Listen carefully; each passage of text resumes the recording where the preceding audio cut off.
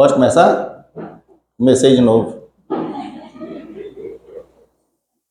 Quarto domingo de abril, hoje é quarto domingo de abril, viu, Jaqueline? Tá ligado? É o dia da maior escola do mundo, escola bíblica dominical.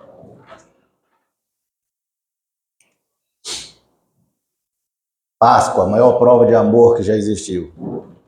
Páscoa significa passagem. Quando o povo hebreu estava preso no Egito e Faraó não deixava ele sair de jeito nenhum, Deus falou: vocês se liguem porque comigo o jogo é bruto. Manda uma praga. Eles endurecem. Manda uma, manda duas, manda três. Ainda chega na 10ª. E o faraó duro com o coração de pedra. Deus fala: agora eu vou pegar pesado. Manda matar todos os primogênitos e manda passar no umbral das portas dos hebreus. E é interessante que Deus manda eles celebrarem antes da saída, com plena convicção de que aquele dia a libertação chegaria. Eles passam nos umbrais da porta o sangue de um cordeiro imaculado. O anjo passar por cima de todas as portas que tivessem os umbrais marcados. A celebração da Páscoa. Queridos, assim, eu vou começar essa mensagem hoje fazendo umas perguntas difíceis e legítimas.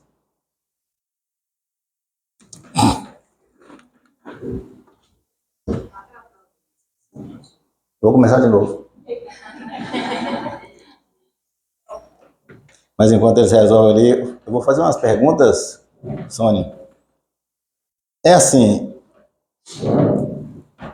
gente, será que é normal? Tem hora que eu fico pensando, será que é normal uma pessoa achar que é legal ficar 3 horas da manhã cantando música sertaneja para perturbar a vida de todo mundo? Era a vizinhança toda perturbada. Será que a pessoa é sem noção? Quando eu bati lá na campanha dele, eu falei: vocês têm noção do que estão fazendo? Aí aparece um cara com uma cara de otário lá assim: olha o problema. Bicho, não tem todo mundo sem dormir. A vizinhança, o prédio de lado, a vizinhança toda. E você está me perguntando qual é o problema? Como é que pode isso, gente? Então eu fico pensando assim: será que é normal a gente ficar indignado com certas situações que às vezes acontecem? Por exemplo, um crime é praticado com provas robustas, coisa comprovada, Rick. Depois de tudo, a justiça não é feita. Aí você olha para esse cenário e fala assim: os caras culpados, condenados, estão impunes. É justo isso? Isso causa ou não indignação? Eu fico pensando assim. Pessoas de bem que eu estou falando, viu? Porque tem muita gente porqueira. Pessoas de bem ficam ou não contrariadas quando os bandidos, criminosos, corruptos se dão bem e quem combate o crime se dá mal? Ou seja, eu estou falando o seguinte: as pessoas de bem ficam felizes quando um bandido é solto e o xerife está preso? Eu acho que a pessoa que fica feliz com isso deve ser bandido igual, né? Só pode. É triste ou não é, meus irmãos? Você vê a injustiça ser cometida contra gente inocente.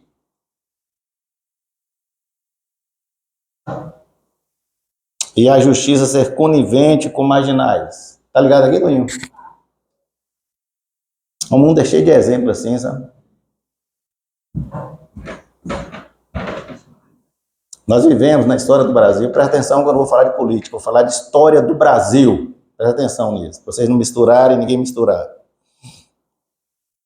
E só não vai se lembrar disso quem está morando em Marte, ou em Júpiter, ou na Lua.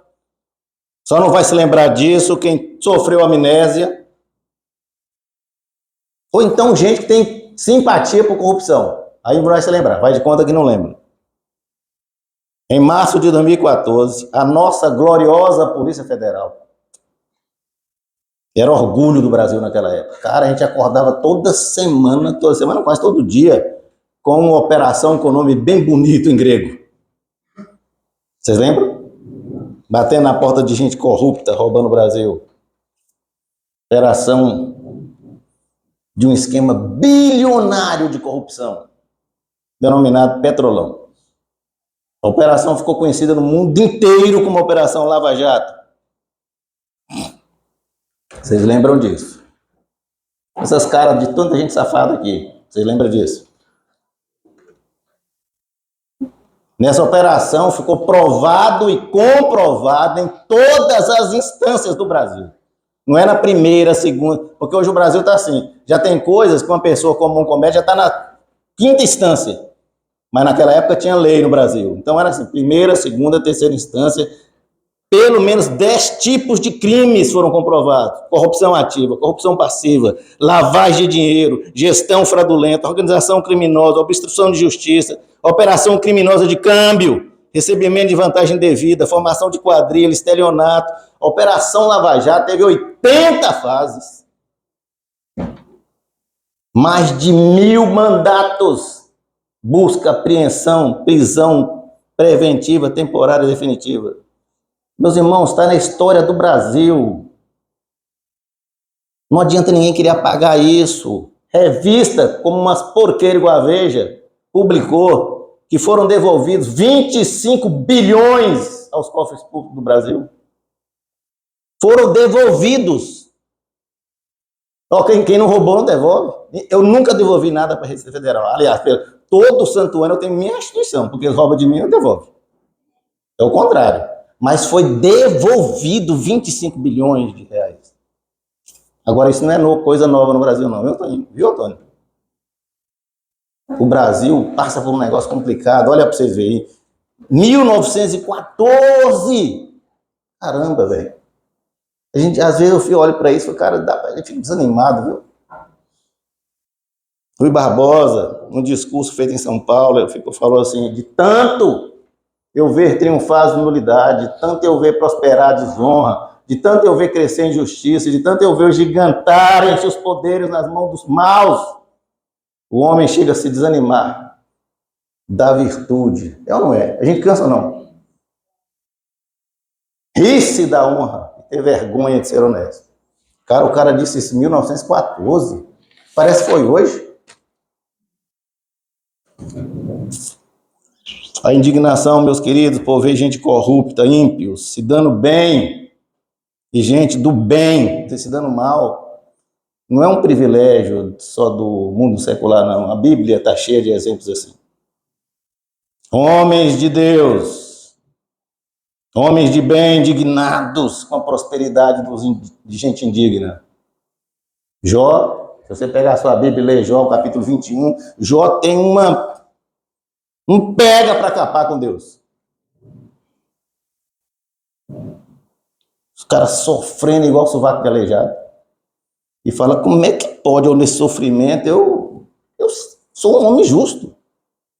E os ímpios prosperando desse jeito. Você lê lá o capítulo 21 de Jó, que você vai ver o que eu estou falando. Jeremias, ele fala com Deus assim, já em Jeremias 12. Deus, é o seguinte, eu sei, isso é justo. Quando eu apresento uma causa para o Senhor, eu sei que o Senhor é justo. Mas, contudo, eu gostaria de discutir contigo uma coisa sobre justiça. Por que o caminho dos ímpios prospera? Esse é um profeta de magnitude, Jeremias, dizendo. Porque todos esses traidores vivem sem problemas. E um dos caras que mais se indignou com isso, um profeta chamado Abacuque. O cara estava invocado com Deus. Ele começa o livro dizendo assim, o livro dele começa com um negócio, depois que tem o primeiro versículo, até quando, Deus?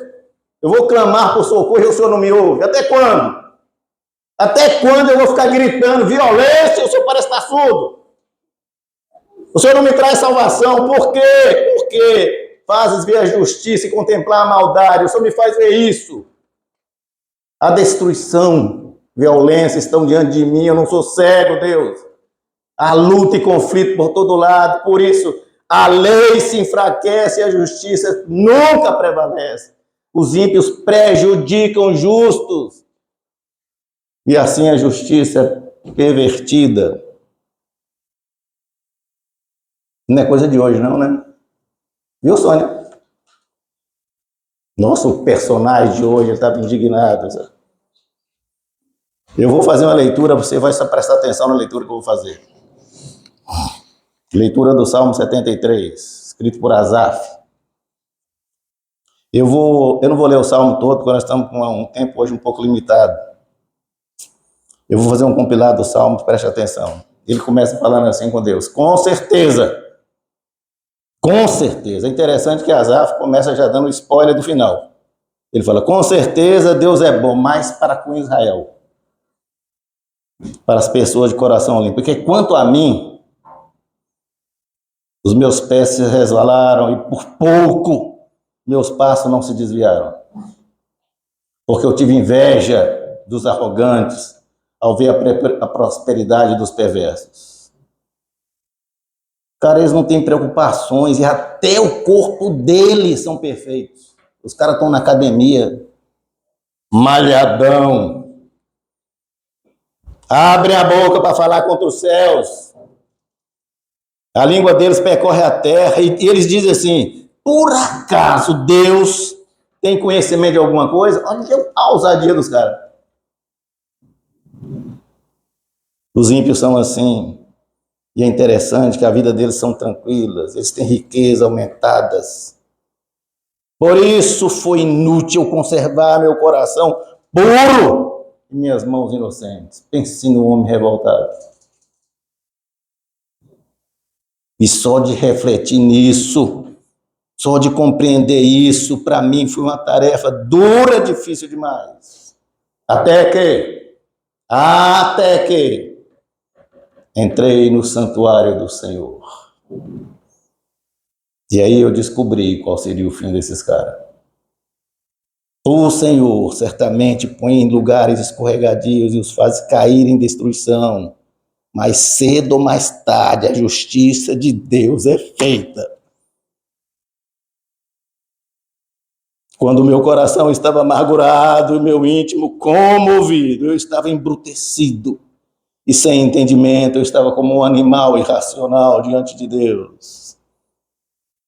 Mas o Senhor não me abandona, tu me segura pela mão direita. Já os que se afastam de ti certamente perecerão, porque quanto a mim, bom é estar na presença de Deus. Eu faço do Senhor o meu refúgio para proclamar as suas obras. Baixe sua cabeça, vamos pedir ao Pai do Céu que continue falando nos nossos corações. Espírito Santo querido, maravilhoso Espírito Santo, companheiro e amigo do crente, me inspire, Senhor, agora. Me dê ousadia para me falar da tua palavra, mas sendo totalmente fidedigno a ela. A sua palavra é inerrante, Senhor, por isso fale com clareza e poder aos nossos corações nessa manhã. Que a sua palavra venha nos aperfeiçoar, Senhor, pelo poder transformador que só ela tem. Renove minha fé, renove a fé de todas as pessoas que ouviram essa mensagem. E nos livre das pessoas más, das pessoas perversas, Pai querido, em nome de Jesus. Queridos irmãos e amigos, o Salmo 73, que eu acabei de ler, é um salmo tarja preta. No Brasil tem os remédios tarja, né? Tem uns que não tem tarja, um tarja amarela, tarja vermelha, mas o Salmo 73 é um salmo tarja preta. Por que é tarja preta? Porque ele é para a cura de crise de fé.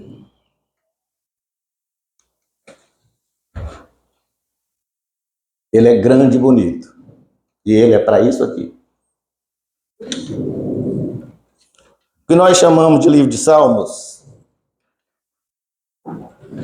na verdade não é um livro. Uma pequena EBDzinha hoje. O livro dos Salmos não é um livro, igual a gente fala, o livro dos Salmos. Não, o livro dos Salmos é composto de 5 livros. O livro 1 começa no capítulo 1 e vai ao 41.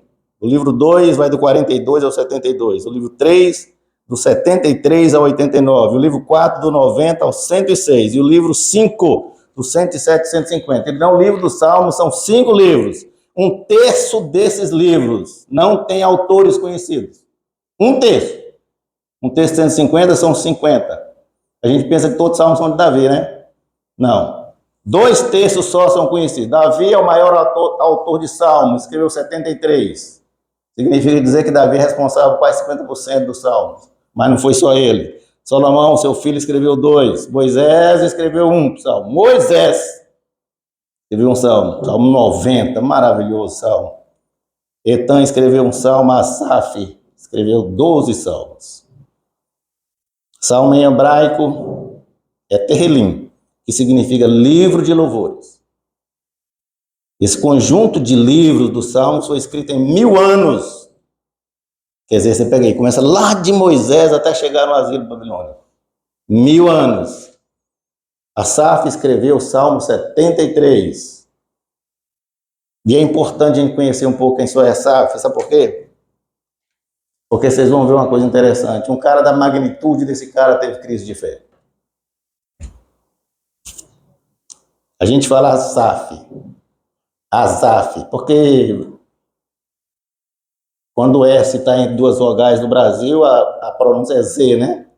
Mas o nome dele em hebraico é Asaf. Asaf era um levita, legítimo descendente de Levi. Você vai ver isso lá em Crônicas. A música de Asaf era profética. Como é que pode? O cara tocava, a música dele era profética. Está escrito também em Crônicas 25. O que eu estou dizendo é o seguinte, que a música de Asaf era música superior aos demais músicos. O que eu estou dizendo é o seguinte, na música erudita, quem gosta muito de música erudita, sabe que na música erudita tem tanta gente boa, mas tem 3 grandes. Bach, Beethoven e Mozart. Asaf estava no nível desses caras. Quando a gente fala de música, de louvores musicais. Em 1 Crônicas 16, 37, a Bíblia nos informa que Davi delegou a Asaf ministrar continuamente em frente da Arca da Aliança. Presta atenção na magnitude do cara.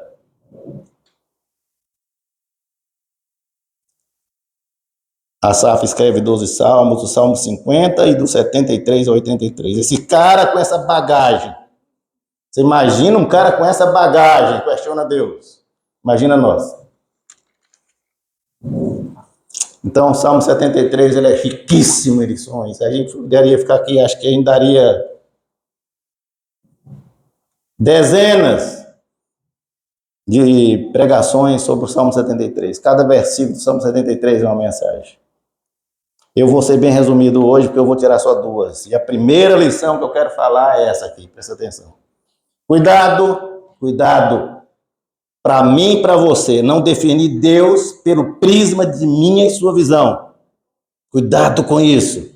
Que a vida, muitas vezes, queridos, vai nos colocar em situações muito difíceis. Ontem eu estava comentando isso com a irmã Neda. Irmã Neda, tem hora que a vida nos coloca em situações que a gente não sabe explicar. Eu, por exemplo, eu tenho uma dificuldade muito grande de lidar com injustiça, mas muito grande. A injustiça, ela me causa indignação, ela dói em mim. A injustiça dói em mim, ela me machuca. Eu tenho muita dificuldade de ver uma criança, por exemplo, de aceitar o sofrimento de criança nem pessoas idosas. Muita dificuldade. O sofrimento numa criança nem pessoas idosas, elas repercutem, elas soam na minha alma com uma tremenda injustiça. Isso dói em mim, me fere. Então, para mim, é muito doloroso ver uma criança que os pais oraram, pediram a Deus, fizeram tratamento, anos e anos, e aí na hora do parto tem um problema, e essa criança tem um problema cerebral e vai ficar dependente o resto da vida. Isso dói em mim. Dói em mim quando eu chego no La Batista e eu vejo o irmão Coroaci deitadinho lá, e um pedacinho de carne em cima de uma cama, dependendo 100% das pessoas. Dói em mim. Então eu, na minha finitude, falo: Deus, por que isso, Deus? E reconheço que é o impacto do pecado que nos causa esse tipo de sofrimento. Então Asaf começa o salmo, assim, Sônia, falando, ele começa o salmo: eu olho para cima e reconheço que Deus é bom. Com certeza Deus é bom. Mas por o prisma de Asaf, ele sabe que Deus é bom para os outros, para ele não. Ele diz: eu reconheço que Deus é bom para o coletivo, para Israel, mas para mim eu não sinto isso. Mas Asaf, você não é de Israel, Asaf. Asaf, você não é um levita. Você não é um profeta, cara. Por que você se exclui? Por que você se vitimiza? Por que você não se sente contemplado? E ele fala: é assim que eu me sinto desfavorecido por Deus. O que Asaf está dizendo, Maria do Carmo Borges, é assim: quando eu canto, te amo, Deus, tua graça nunca falha. Todos os dias eu estou em... Desde quando eu me levanto até eu me deitar, eu cantarei a bondade de Deus. Ele está dizendo assim: eu canto, isso é da boca para fora, porque eu não sinto que eu canto. Meus queridos irmãos, não adianta você cantar aqui na frente emocionado, Deus é bom, se o seu coração não sente que Deus é bom. Isso é teatro. Não adianta louvar, chorar, emocionar, se não existe uma profunda sintonia entre o que sai da boca e o que a alma sente. Não adianta.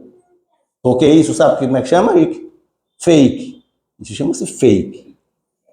É representação. Isso chama farsa. E Deus não recebe simulação. Deus recebe o que é real. Deus só recebe a verdadeira oração. Então presta atenção, Asaf, com toda essa bagagem, um autêntico levita, não estamos falando de qualquer um, não. No seu íntimo, ele não sentia a bondade de Deus. Asaf olha para cima, sabe que Deus é bom, ele olha para dentro dele e não percebe a bondade de Deus. Asaf olha para cima, Deus é bom, ele olha para os lados e fala: esse povo todo está muito melhor que eu. Então Asaf comete um erro perigosíssimo de se comparar. E ele se compara com gente que não presta, né? Comparação leva a Asaf, profeta que era o cara, o levita, a um estado de autocomiseração. Asaf cai numa armadilha perigosa que a gente precisa evitar. Da piedade dele mesmo, sabe? Compaixão dele mesmo, dó dele mesmo, ele se sentiu um coitadinho. Meus queridos irmãos, amigos, autocomiseração é um sentimento perigosíssimo. Sabe por quê? Porque ele faz a gente mostrar sentimentos que a gente não tem. Autocomiseração disfarça humildade, disfarça santidade, disfarça piedade. Parece que somos assim, mas não somos nada. É enganação. Cuidado! Cuidado com o sentimento de autocomiseração. A autocomiseração pode disfarçar a nossa baixa autoestima. Isso acontece comigo, sabe por quê? Eu sou negro. Meu querido, autocomiseração, presta atenção. Racismo é uma coisa, e você se sentir autocomiserável é outra coisa diferente. Me tratou assim, sabe por quê? Porque eu sou pobre. Isso é preconceito. Autocomiseração é outra coisa. Quando você estiver lá na sua comunidade, viu, Nery? E falar assim: não vou lá na Orla Sul, não. Porque lá na Orla Sul tem muita gente rica, estudada, bem vestida. Não faça isso, porque aí você está se discriminando. Autocomiseração. Não faça isso, porque a gente pode estar se excluindo de coisas boas que Deus tem pra gente. Asaf faz isso, ele se exclui e deixa sentir bondade de Deus. Entenda, queridos, Deus é bom, independente de como nós olhamos o cenário da vida. Deus é amor e, por definição, ele não precisa de outra definição. Deus é amor. É por isso que não permita que sua visão limitada, embasada, injusta, imperfeita, lhe roube o privilégio de ver a bondade de Deus atuando em sua vida. Cuidado com isso. Não se compare, porque Deus nos ama de forma singular. Cuidado com isso. Segunda lição. Eu detonei a Asaf agora, não foi? Se achando coitado, pobre coitado. Mas agora, olha que beleza do exemplo de Asaf. Segunda lição, a nossa análise honesta, sincera, íntegra, que vai nos abrir a visão. Analise o cenário interior seu com honestidade, com sinceridade. Asaf olha para cima e fala assim, Deus é bom assim, mas eu não sinto. Ele olha para os lados, fala, vê os ímpios e se compara com eles. Fica decepcionado. Olha para dentro dele e faz uma análise agora com sinceridade, com honestidade, com integridade corajosa. E ele diz, eu sou invejoso. Queridos, na doutrina católica romana, a inveja é um dos 7 pecados capitais. Orgulho é um. Avareza é outro, luxúria é outro, gula, ira, preguiça, eu tenho ojeriza e gente preguiçosa, e inveja. Na doutrina católica, para esse tipo de pecado, nem o purgatório resolve. Para nós evangélicos, nós somos católicos apostólicos não romanos, lembre disso. A inveja é um pecado para nós oculto, um pecado secreto, um pecado disfarçado, camuflado. Vista a carapuça agora, evangélico. Nós invejamos, mas nós escondemos as nossas invejas, e às vezes até bem, às vezes até mal. Tem uns que não conseguem disfarçar, deixa claro que está com inveja. Às vezes a inveja disfarça de admiração. Dona Josi é muito bonita, mas é uma pena que ela é muito branquela. Inveja da beleza de Josi. Às vezes a inveja vem disfarçada de humildade. Eu sou pobre, mas sou limpinho. Inveja de rico. Às vezes a inveja vem você fazendo, ressignificando as coisas.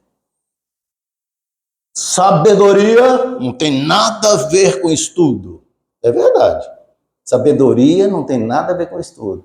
Mas analise seu coração se você não está com inveja do PhD do cara. Enfim, inveja se disfarça das mais variadas formas. Sabe por quê? Porque inveja é um pecado, sim, horrível, feio, terrível. E é por isso que ele é repulsivo quando a gente pensa nele. Muito difícil de ser confessado por causa disso. Asaf confessa com honestidade. Cara, eu sou invejoso. É feio, mas eu sou assim. Eu sou invejoso. Meus irmãos, entenda, por favor, uma coisa, queridos. Não adianta você disfarçar, enganar o seu pecado. Não adianta. Se o pecado que você tem está disfarçando, ele não for assumido, revelado, confessado, ele vai te destruir. Mais cedo ou mais tarde, o seu pecado vai te destruir. Não camufle. Asaf tinha inveja, Sônia. O sentimento é feio, mas é verdadeiro. E Asaf não se esconde na sua importante função. Sou levita. Por isso não vou demonstrar inveja. Abra o jogo. Asaf abriu o jogo com integridade. Meus irmãos, presta atenção que eu vou falar se é verdade ou não. Quantas e quantas pessoas a gente vê, percebe que ele está falando uma coisa, mas vive outra. Sim ou não?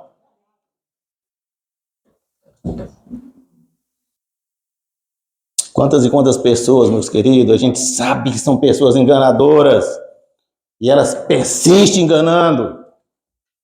Cara, o Brasil está cheio de gente assim. Quantas e quantas pessoas se escondem atrás de funções, pastores se esconderam atrás de funções, padres, políticos, dos seus cargos, aparentam o que não são. A gente é muito importante entender, enquanto você viver assim, disfarçando. Sabe, Moisés? Se você viver disfarçando, camuflando, mascarando seu pecado, Deus, Moisés, não vai tratar o seu pecado. Entendeu, irmã Céia? Entendeu, Mari? Entendeu, Gibson? Entendeu, Antônio? Deus não trata fake. Deus trata que é verdadeiro, porque Deus não trata o que é falso. Deus trata o que é real. Sabe por que acontece isso? O cara que está viciado em álcool, Rick, ele vai lá no AA, aí tem aquele tanto de gente lá, e o cara levanta e fala, eu sou alcoólatra. Faz 10 dias que eu não bebo nada. Aí chega um cara lá, quer camuflar. Eu estou aqui não só para ver como é que é o esquema. Estou aqui para aprender como é que é o esquema. O belíssimo programa não vai fazer efeito na vida dele, porque ele está disfarçando lá. Cuidado, cuidado, cuidado, para você não se acostumar com o seu pecado, porque Deus não vai tratar, Ele não trata fake. E esse pecado escondido, inevitavelmente, vai te levar à perdição. É preciso integridade para ter cura. Integridade. Sabe o que é integridade? É uma coisa inteira. Quando a gente fala assim, uma coisa desintegrou. O que aconteceu? Despedaçou. Íntegro não é o perfeito. Não é o que não peca.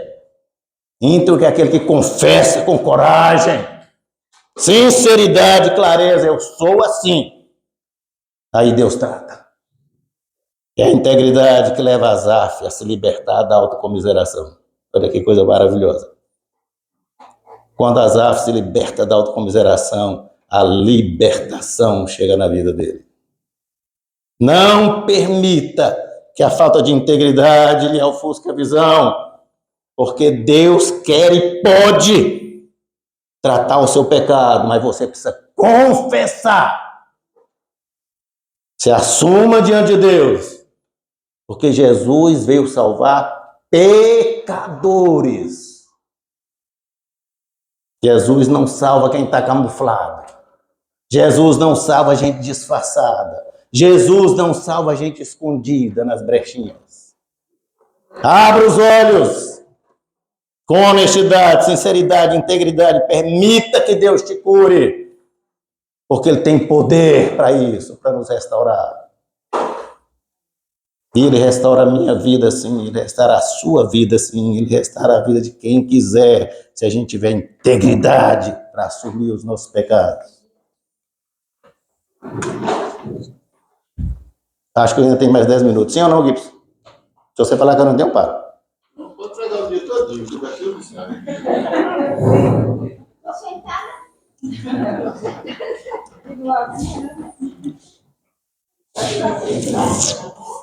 Verso 17, queridos, acontece uma coisa maravilhosa com Asaf. Asaf descreve como é que ele dá uma guinada maravilhosa na vida, irmã Célia. Reviravolta, ele diz no verso 17, até que entrei na presença de Deus. Aí ele diz assim, com honestidade. Ele usa uma palavra hebraica maravilhosa, ele fala beni, significa eu discerni, eu compreendi, eu atentei, eu atinei. Aí eu vislumbrei outro cenário quando eu estava na presença de Deus. Na presença de Deus, a luta de Asaf contra as suas limitações sofre um poderoso choque de espiritualidade. Presença de Deus. Aquele Asaf adoecido pela inveja, aquele que se sentiu um coitado, ele se agiganta. Aquele Asaf que dizia, não vale a pena ser justo. Cara, é perda de tempo servir a Deus. Que me adianta essa bondade de Deus que eu não sinto? Eu só vejo injustiça, eu só vejo os maus prosperarem, que verdade que tem nisso? Este Asaf, invejoso, na presença de Deus, ele se olha novamente e se transforma de forma espetacular. Porque a presença de Deus transforma, Sônia. Gloriosa presença de Deus é transformadora. Meus irmãos, isso é muito sério que eu vou falar aqui agora. Preste atenção, isso é muito sério. Preste atenção. Se você persiste nos seus erros, tem ausência de Deus na sua vida. Querido, isso é muito sério. Se você persiste nos seus erros, camuflando, enganando, embromando Deus, Ele não está presente na sua vida. Por isso que Asaf vai dizer no verso 21 e 22, quando meu coração estava assim amargurado, eu estava embrutecido, ignorante, e ele fala como um animal irracional, estava como um jumento, na presença de Deus. Aí Asaf passa por uma terapia divina extraordinária, e ele muda as atitudes dele. Ele para de se comparar, e ele foca na sua falta de sabedoria. Então entenda, meus queridos, sem a presença de Deus em nossas vidas, aqui em cima havia teatro.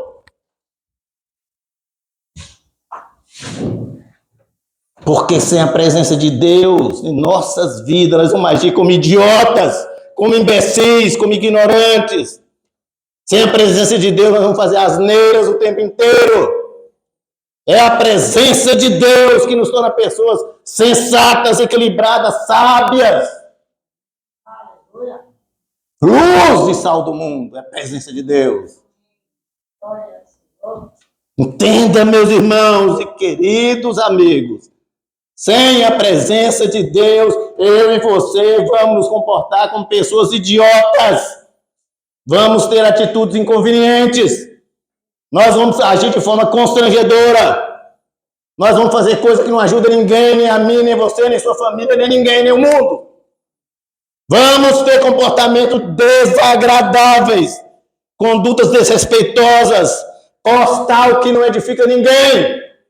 Hoje é o dia da postar. Você posta coisa que não presta. Você vai ser uma pessoa sem noção. Igual aqueles cretinos hoje de noite lá no meu prédio.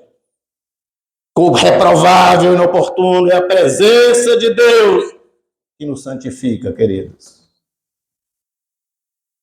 Na presença de Deus, Asaf vira outra pessoa. Que coisa maravilhosa. Aí ele fala no verso 23, Deus, eu estou contigo, seguro pela tua mão direita, Senhor.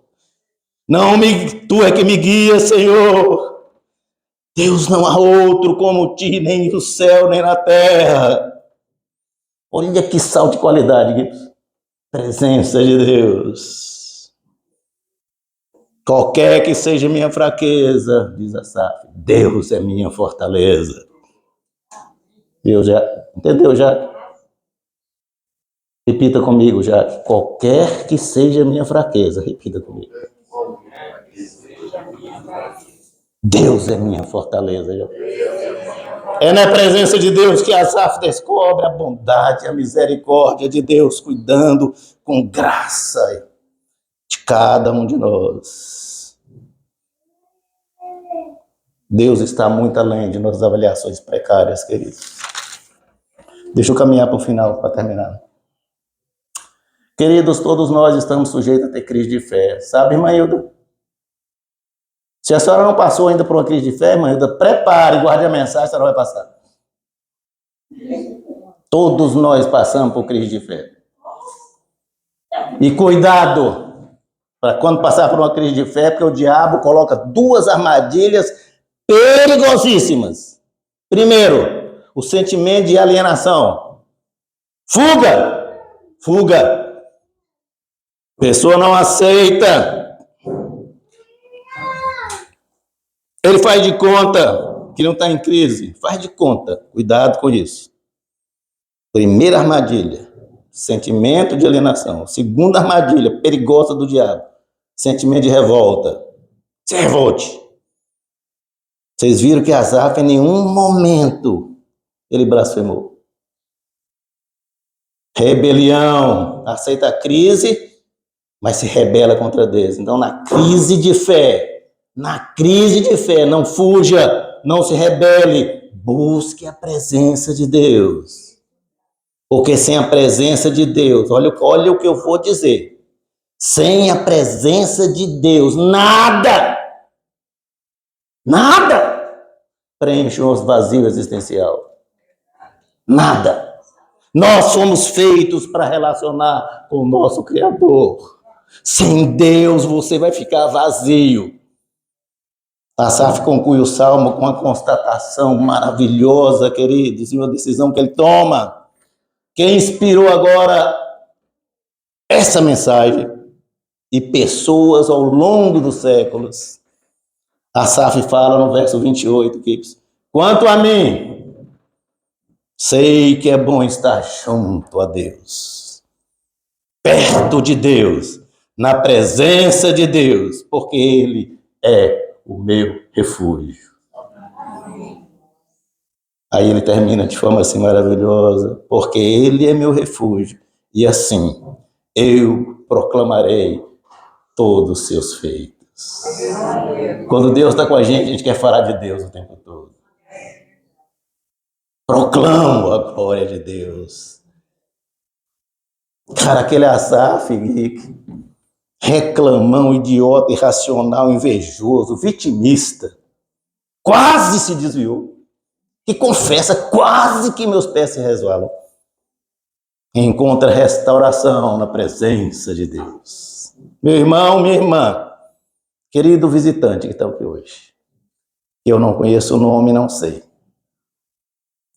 Eu não sei qual é o problema que você está passando nesse momento. Eu não sei, sabe? Eu não sei qual é a dor que você sente. Eu não sei qual é o problema que te aflige, mas eu sei de uma coisa. Deus sabe. Deus sabe. Ele conhece cada mitocôndria sua. Impressionante. Ele tem poder para restaurar. Ele tem poder para curar. Então entenda uma coisa. Entenda uma coisa. Entenda isso, por favor. Cura não é realização dos nossos desejos. Isso não é cura. Cura é a convicção. Presta bem atenção. Cura é a convicção de que na presença de Deus nós não vamos sentir falta de nada, nem do que nos falta. Presta atenção nisso. Na presença de Deus a gente não sente falta nem do que nos falta. O Senhor é o meu pastor e nada me faltará. Na presença de Deus nada nos falta. Queridos, antes de eu terminar eu quero fazer uma oração. E quero que você ore comigo. É uma oração bem simples, muito objetiva. Mas é uma oração que pode transformar a minha vida e a sua vida. E não saia daqui sem fazer essa oração. Então agora abaixe sua cabeça, por favor. Abaixe sua cabeça, por favor. E você vai falar em silêncio com Deus. Só você e Deus. Só você e Deus. E fale em voz baixa com seu coração. Fale em voz baixa com seu coração. Fale em voz baixa com seu coração. Querido Deus, em nome de Jesus. Entendi, Senhor Deus, o seu recado. Percebi o seu recado. Compreendi a importância da sua presença na minha vida, Senhor. É na sua presença que a minha vida terá sentido, Senhor. Por isso, entre na minha história, Senhor. Entre na minha vida, para que eu possa proclamar a tua bondade, Senhor. Amém. Cada um de nós aqui, hoje possamos fazer um autoexame sincero, honesto e com integridade, honestidade, Busquemos comunhão com Deus. Para quê, Moisés? Para que nenhuma situação, nenhuma crise de fé tenha o poder de nos afastar da gloriosa presença de Deus. Amém.